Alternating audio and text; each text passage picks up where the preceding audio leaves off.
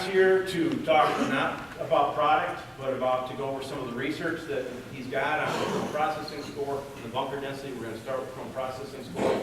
Just kind of relate to you guys what we're seeing in the field, what numbers people are hitting, and how they're doing it. So, John Kurtz will take it over from there. Thank you. Thank you, Stu. This is my equipment right here, eh? Well, it's great to be here. And I look out here, man, there's some hardy souls in this bunch. This has been a little bit of a tough winter, eh? Yeah. And that kind of builds your stamina up a little bit. I've been in the Midwest quite a bit this winter. I live in Nashville, Tennessee. And so Sunday morning, when my wife and I got on the plane to come to Minneapolis, it was 60 degrees. Get off the plane in Minneapolis, it's minus 15. Well, I knew it was cold when I was coming up that jet bridge and I saw a teenager pulling up his pants.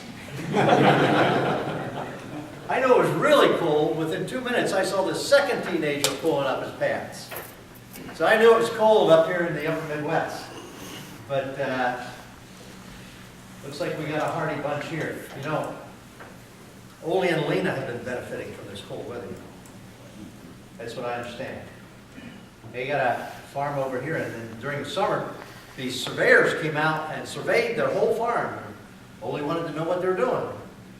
He said, well, we're just trying to make sure that we got our lines and borders and all this straight and correct on our maps, and so we're out here doing this, and about 10 o'clock, Lena takes lunch out to them, and they have lunch out there, and then about noon, she takes dinner out to them, and then again, about 3 o'clock, she takes coffee back out to them, and they don't leave till late that evening. Well, they hadn't been back till last week, and they came back to Ole and Lena's place, and they knocked on the door, and Ole answered the door, and they said, we're back with the results of our survey. We thought we would come visit you in person since you were so nice to us rather than send you a letter. I said, well, that's fine, that's nice. Yeah, we came to bearing the bad news. And Ole says, what, the bad news? What's the bad news? And one of the surveyors said, well, we're here to tell you that we did all this surveying and your farm is in Wisconsin. Ole thinks for a little bit, you know. He says, is that right? Yeah, your farm is in Wisconsin. He says, you know, I think that's going to work out okay. Just this morning, Lena said she didn't think she could take another winter in Minnesota. So, we'll get on with this, okay? Enough of that. Stu took you inside the cow. Showed you a little bit what's going on inside the cow. The importance of that fiber mat. You saw that cud go shooting up. You saw that cud come back down the esophagus into the rumen. And some of the physiology that occurs in that rumen to get optimal efficiency out of what we feed those cows. My part of this is we're going to talk about this crop that we grew out here. And you know how much it costs to grow an acre of corn. It ain't cheap, is it? And so how do we get all the nutrition that we grew during this growing season in that acre of corn, chopped, processed, stored, get it to the front of the cow? Stu took you through the cow, and I'm going to take you to the other end of the cow a little bit too. But as we think of the cost of all this, it's a new day in the dairy business. It's actually a new day in the feedlot business too. If you're here and have been around feedlot. But it is a new day. We've accelerated the progress of nutrition and ration balancing, feed quality, facilities and cow comfort. We're not going to talk about that today, but that's one of the things that has happened, has evolved here in this new day of dairy production. Management protocols and expertise. At least the experts think they know more than they ever knew before.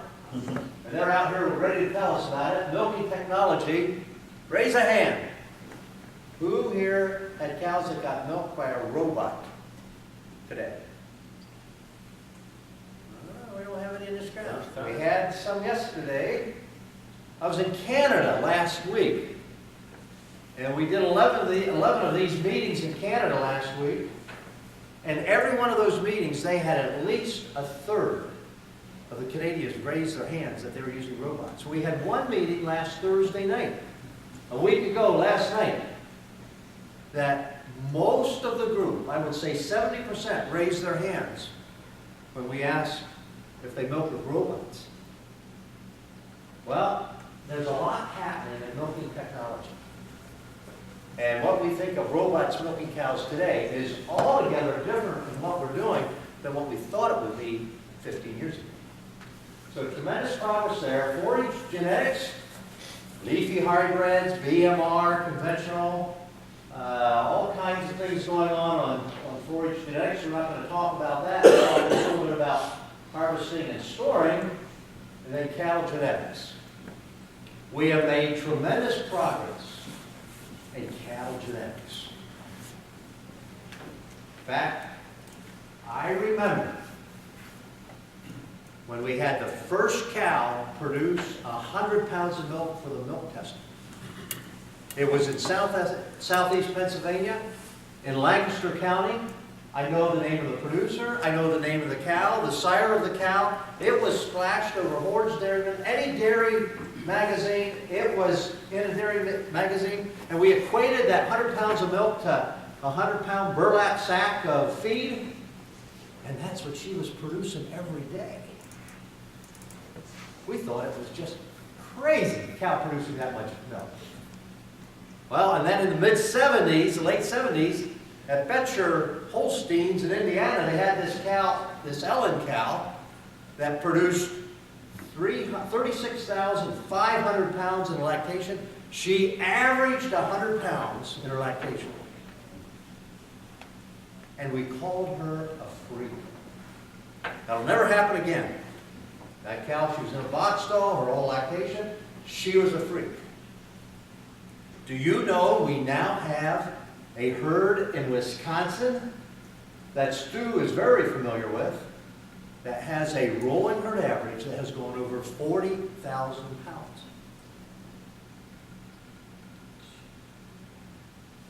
Take a look at that. That cow is in a commercial herd. There's about 172 cows in that group.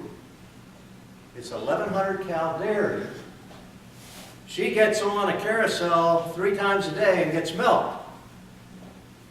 The first 28 days of her lactation, she got on there 4 times a day and got milk.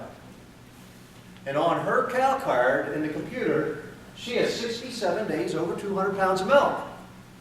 That's 2 of those sacks that we talked about.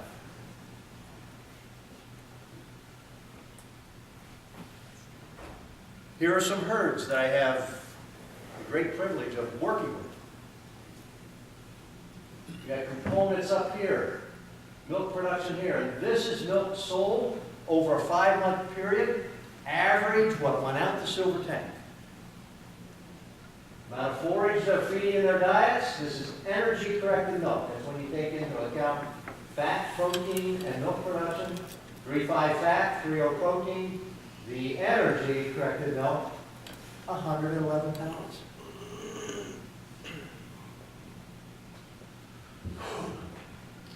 Turning high-quality forage into high-quality milk. That's what we want to talk about here. Kernel processing is only one part of it, but it's appearing that it's more important than we thought it was a year, 2, or 3.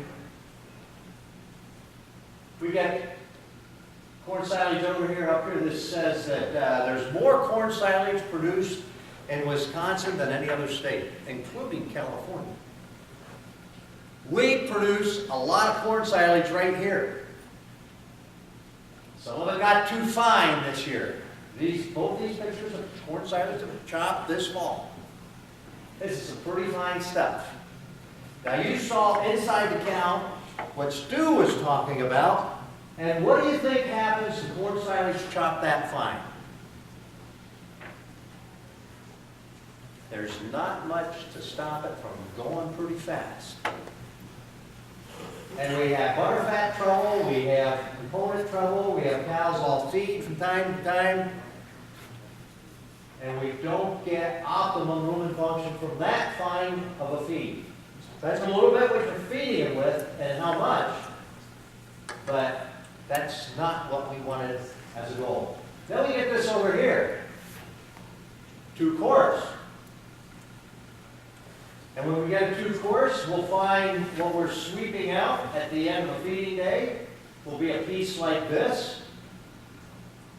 And we calculated that into the ration, as Stu was saying, when we pushed some of this stuff out at the end of the feeding day, it didn't do any good inside the cow, and we still calculated for it. So regardless, processing may be really good in all of this, but not what we really desire. So why all the discussion about kernel processing? It's economics, economically driven by the industry, the high cost of starch. You know, a year ago right now, how much it cost for a ton of corn? It's about half of what that is, but last year when it was that high, it certainly got our attention. High cost of inputs of growing a crop, we talked about that a little bit earlier. Harvest cost considerations, yeah, it's getting a little bit more expensive to harvest this as we go along. Milk production enhancement, certainly, I'll show you in a few slides what this means as far as milk production. And then we get into the economics. We're looking at a new level of feed efficiency. Optimizing nutrient utilization every pound of feed that we feed. And then decrease manure production. If we get more out of the feed into the white juice, we'll have less of the brown crap. Okay? Here we go. If you're a dairy farmer and you've been around a cow, we've all seen this. Corn and manure. We're never very happy about it, but it's there. What do we do about it? Well, we're going to talk a little bit about that. You see this fiber here? Now that you've seen Stu's presentation, you know why we have this fiber coming through.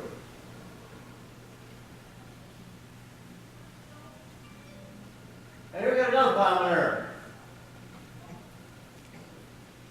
Might see a little bit more in there, maybe a little bit here, maybe a little shell there. But this is very different manure than what we saw previously. Don't find the fiber. Looks like we got quite a bit out of that ration or that diet.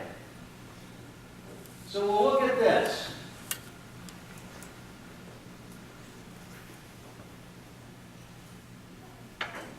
We evaluate the feces to see how well we did with the ration. So here we have a report.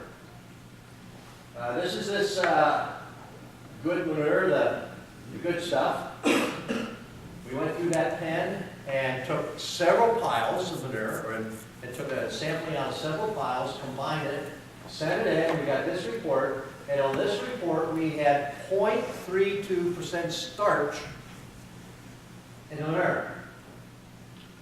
So here we're back to this. Here's this 0.32.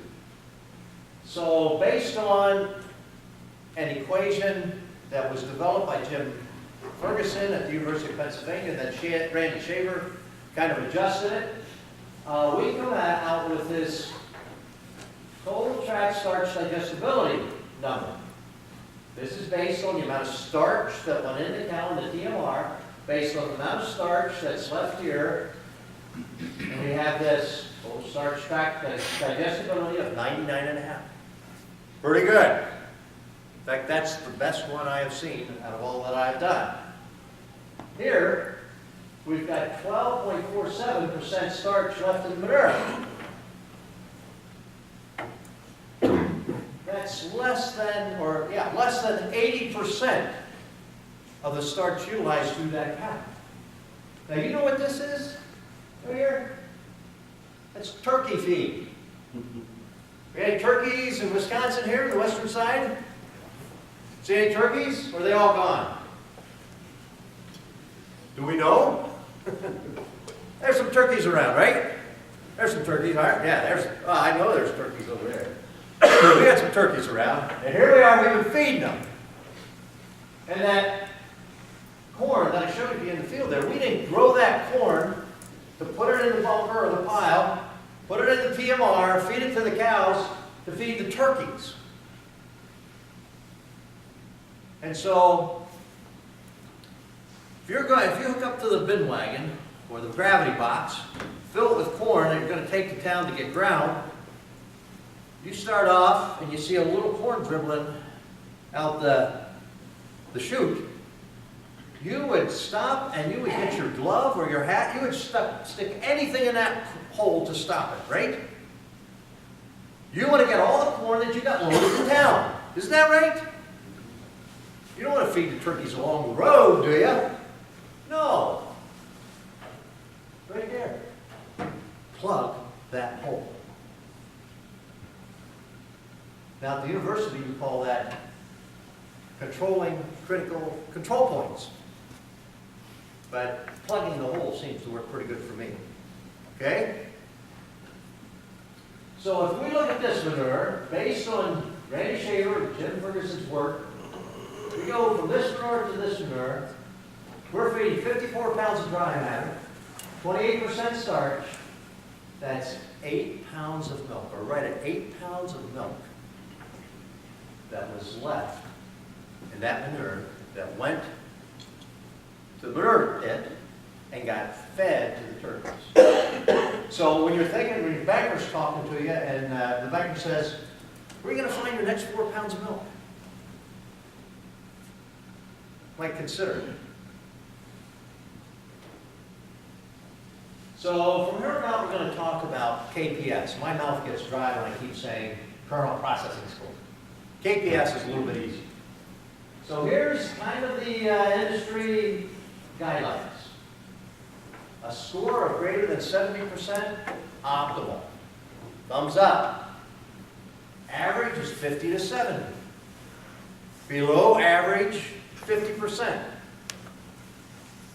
But for your economic benefit, I'm here to tell you today that anything less than 70 is inadequate. If you take that figure of that 7.8 pounds of milk, let's just say 20 cents a pound, that's $1.60 every cow every day between those two manures. $1.60 every cow every day. It's a lot of money. Okay, here's some work we did. We took a lot of samples on processing scores. This dairy A had a processing score on their corn size. In fact, this was the average of 3 samplings. 76, and they had a fecal starch score of 1.53.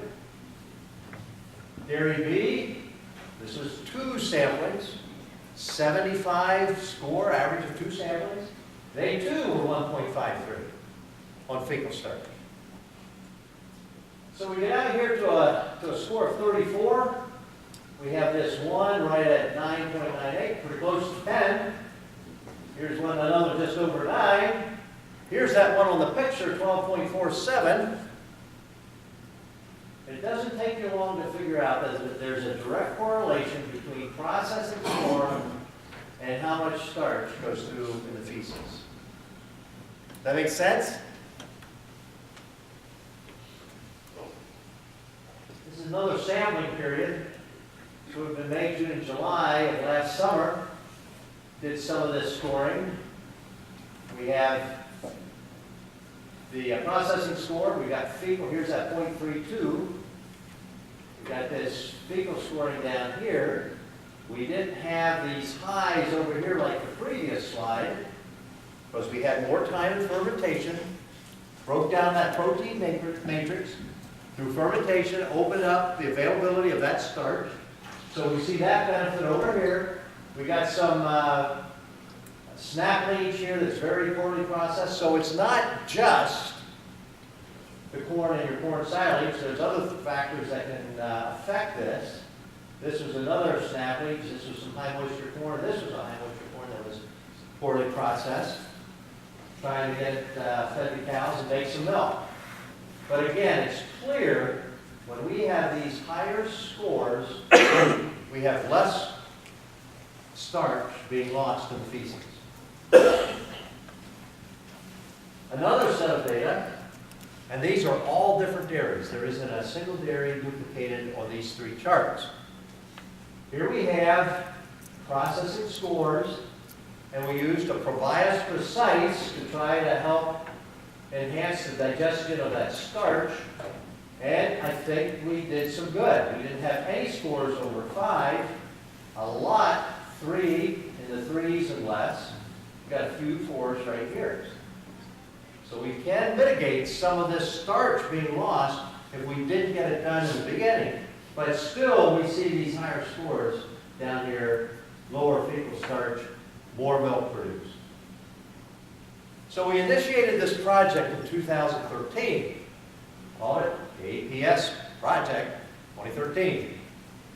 What we did is we had 22 dairies participate. We looked at the sample of silage coming off the spout of that chopper. And so we sampled that and put it in the bag. The design was that we put that sample in the mail today, paid for overnight postage, so we get to the lab tomorrow morning, and by 2:30 tomorrow afternoon, we'll have the results of what the kernel processing score was on that sample. Wanted to look at what we needed to do to adjust the choppers.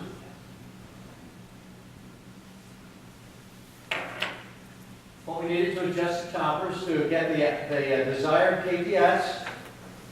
We wanted to see KPS scores going into the bunkers or piles or silos, and then after it was packed, had all that pressure for a period of time, fermentation, what those KPS scores would be coming out. Can we get too hot? Not sure. Stu suggests that we might get too high, get too rapid starch being digested in the rumen and cause some acidosis. Can we get it too low? We already know it can be too low because turkeys are thriving here in western Wisconsin. KPS, as it relates to starch utilization in these cows as we evaluate manure. Short-term fermentation, long-term fermentation, we use 90 days as a threshold. So this is a lot, this is a real busy page, but here we go. We started the project date 26, August 26. This was the first sample in. This was the dry matter, this was the KPS, here's the starch. You can tell the second one in was a little wet. Pretty low KPS there. You see as we went along here, and we've got over 400, 410, 412 of these samples to analyze. But you can see when you look at the KPS here versus at the end, the last sample went in November 1st, over here, they're quite a bit higher. So I think we achieved part of our goal of as we go along, adjust the chopper, get higher KPS scores. Here's one dairy. We started here in October 1st. Here in Wisconsin, chopping this corn silage. Went through here, we had a couple 44s, 52, 54. That wasn't where we wanted to be.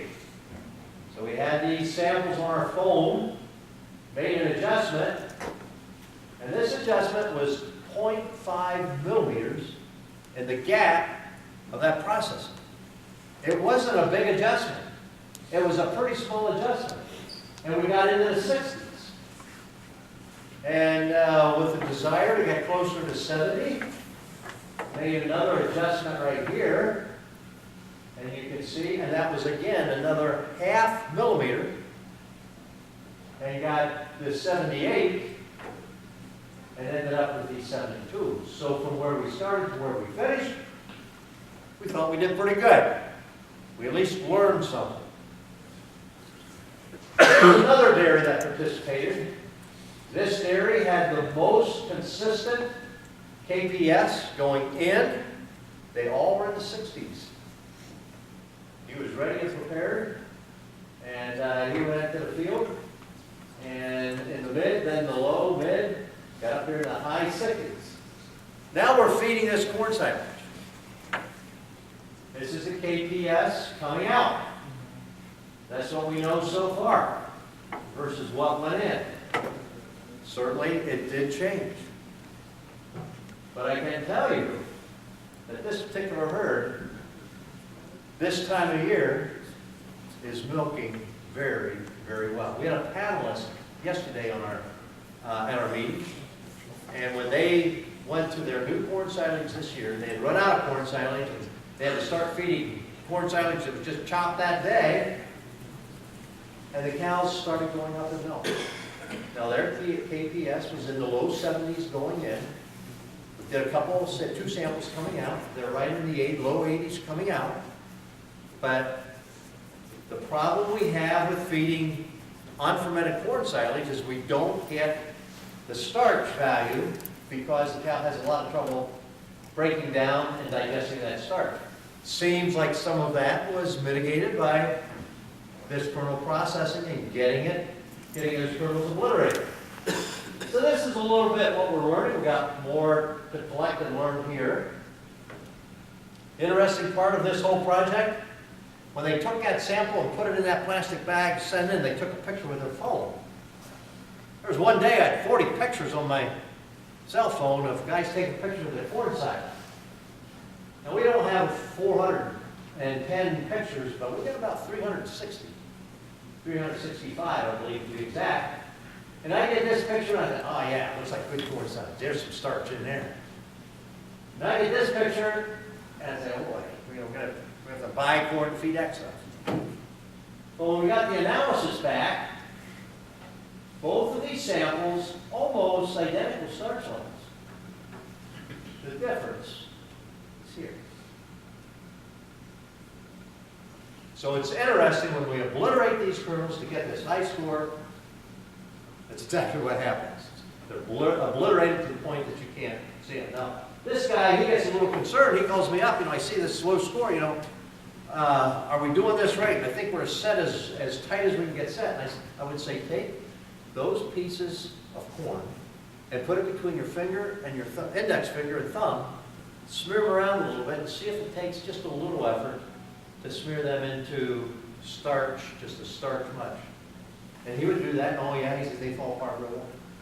And so when we get that in the bunker, we get it packed, we have that pressure on that over time, we have fermentation occurring, and then we face that bump or pile, I think we'll be in pretty good shape for processing score. We've got a lot of data. We're going to analyze a lot of data. We're in the process of that. For instance, we're going to analyze the data to see if higher processing score corn silage ferments better than low processing. This particular piece is already done. We're looking at dry matter. And as dry matter goes up, we can see KPS went up. In fact, if you get out here, it's well above the average line. Dry gets away from us, and we've got to go out there and we've got to chop and it's dry. If we can get the kernel obliterated, we can get some pretty good value out of that corn silage, even though it got ahead of us. That make sense?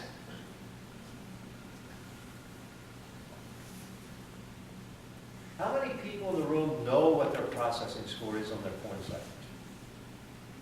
You, yep. Anybody else? Who knows what you got for processing score? I believe it. You get your hand up over here. Okay, good, good. I believe it's the most underutilized tool that you have available to you to evaluate your corn silage and the availability of starch in the rumen of that cow. It's a tool we need to use. Good for you. I know that we just can't continue to feed this turkey population. It's costing you money.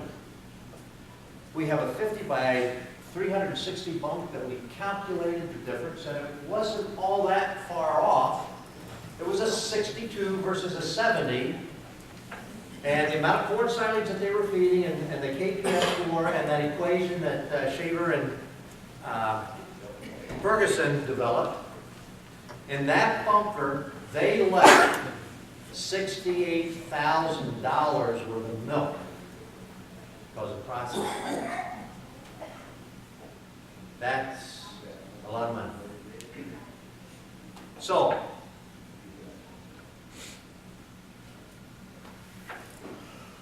much more to learn, much more to come.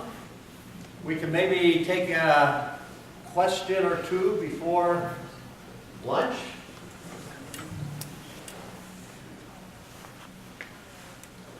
Any questions? So if the KPS score is 70, that would mean that 70% of those kernels are processed, correct?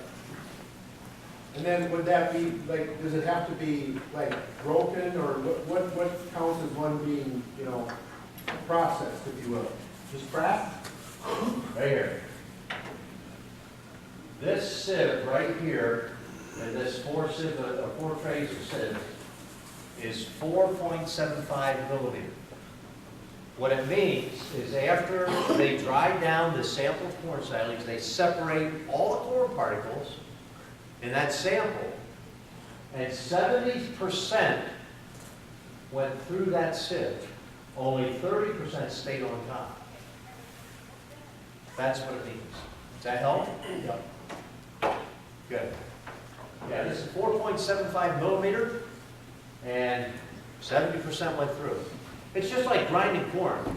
You know, we defied grinding corn like pig feed not all that many years ago. But now that we have TMRs, and we can get all that fine corn in TMR, and the cow can eat it, it won't stick to the roof of her mouth. She can eat it with the forage and get it down. We, on occasion, see milk response with really fine ground corn. That's what we're trying to do with the corn silage. We're trying to get all of the starch out of that silage that we produced in that field. Questions? So what would be the simplest way to do this in the field then? I mean, to analyze this, I mean, we can't wait for Rock River to send the results back a day later, we gotta go, so. There's a lot of shaker box. First load, first shake. Buy a Penn State shaker box and buy the fourth sieve as, I think it's not 4.75, I think it's 4.0 on that fourth sieve. But shake it out and see what you got. You got to put it through a Costa first. You should put it through a Costa first. You got to dry it out so that the starch isn't hanging on to the stover.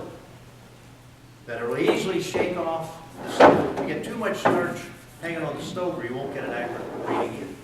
But then you're going to kind of have to eyeball it and look at what's on that screen just above that bottom sieve. It'll give you a pretty good idea. In fact, I had several people yesterday that we have worked with. They got a Penn State shaker box at about $300 out of NASCO, and you shake that out, you look at that material on the bottom, you'll get a good eye as to higher learning.